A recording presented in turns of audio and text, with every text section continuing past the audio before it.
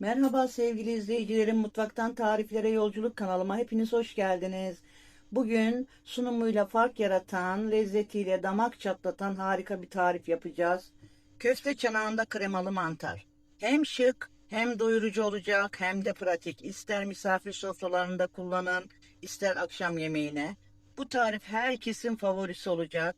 Haydi başlayalım ama bu nefis tarifin önce malzemelerine bir göz atalım. Köfte çanağımız için benim 450 gram kadar kıymam var. Yarım kapya biberim var. 2 adet sivri biberim var. 1 adet yumurtam var ama beyazını birazcık ayıracağım, fazla gelebilir. 1 çay bardağı kadar ekmek için var. İsterseniz galeta unu da kullanabilirsiniz. 1 adet soğanım var. 2-3 diş sarımsağım var. 1 çay kaşığı kadar karabiberim, 1 çay kaşığı da kimyonum var. Çanakların içine dolduracağımız nefis mantarlı harç için ise 250 gram kadar mantarım var. 1 çay kaşığı köri sosum var. 1 çay kaşığı toz biberim var. 200 mililitre sıvı kremam var. 1 adet soğanım var. Yarım kapyam var.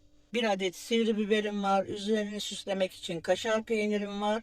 Ve yine üzeri için maydanozum var.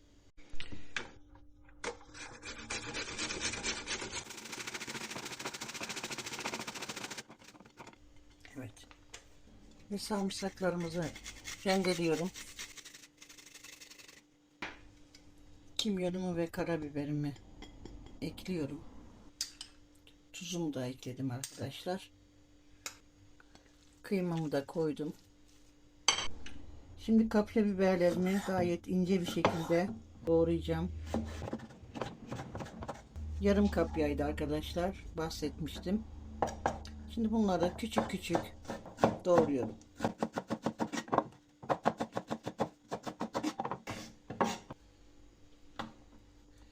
Sivri biberlerini de yine aynen ince bir şekilde doğrayacağım arkadaşlar.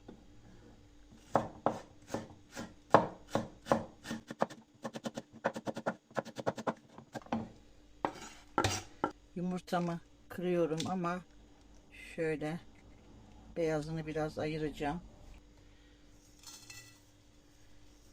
Ekmek içini de koydum arkadaşlar. Yoğurmaya başlayacağım köfte malzemelerimi.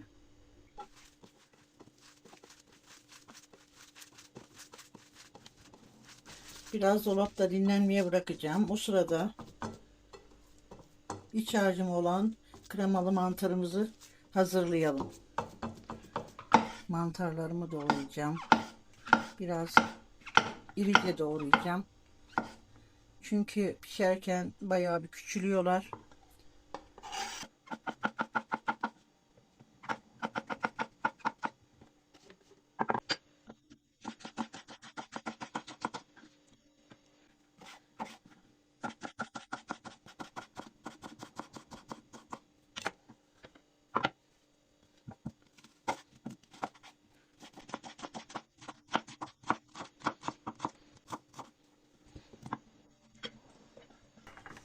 Şimdi kaşarlarımı rendeliyorum.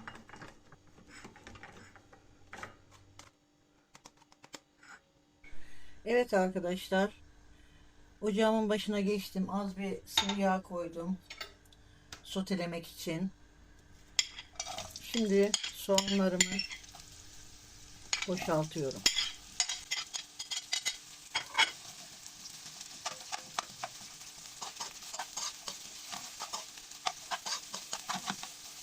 Ve şu anda kavruldular. Şimdi kapya biberimi koydum.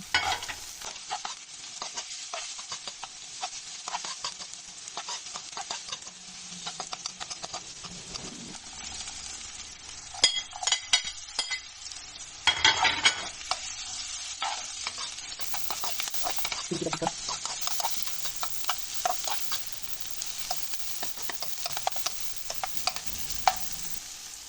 Şimdi mantarlarımı ekliyorum.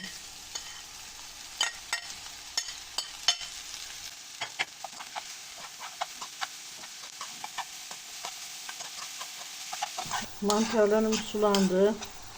Suyunu çekene kadar pişirelim arkadaşlar bu şekilde. Evet arkadaşlarım,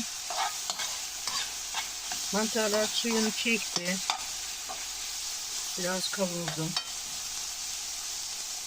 Şimdi tuzumu şöyle ekliyorum üstüne.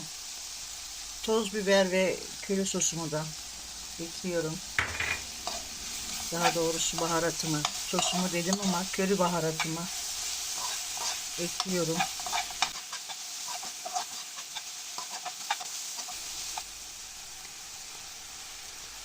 Ve kremamı boşaltıyorum.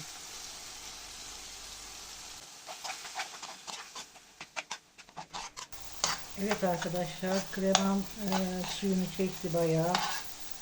Ben şimdi ocağımın altını kapatacağım. Evet arkadaşlar, şimdi köfte harcımdan yuvarlak toplar hazırlayacağım.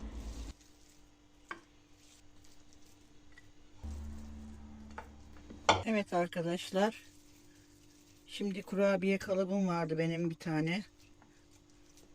Onun içinde toplardan bir tane koydum, elimle bastırarak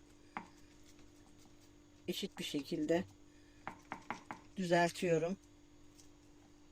Şimdi bir su bardağının arkasıyla şöyle ortasına hafifçe bastırıyorum arkadaşlar. Evet. Sonra kalıbı bıraktırıyorum. Şöyle elimle etrafında düzeltiyorum biraz. Evet. Çanaklarımız böyle.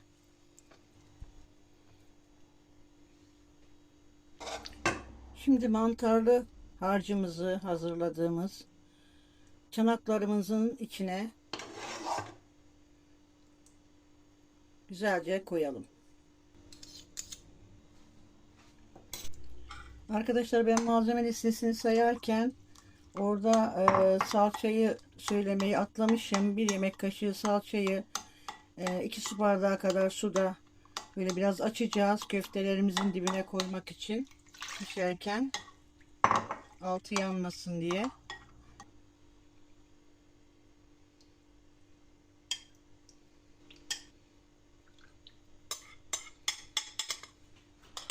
Şimdi ben 180 derece fırına bu şekilde vereceğim.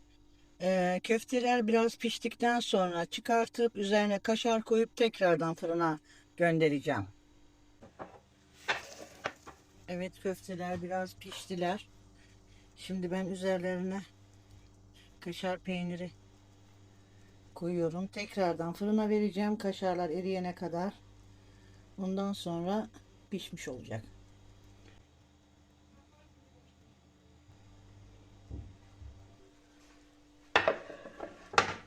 Evet, yemeğim pişti. Kaşarlarım eridi. Gördüğünüz gibi.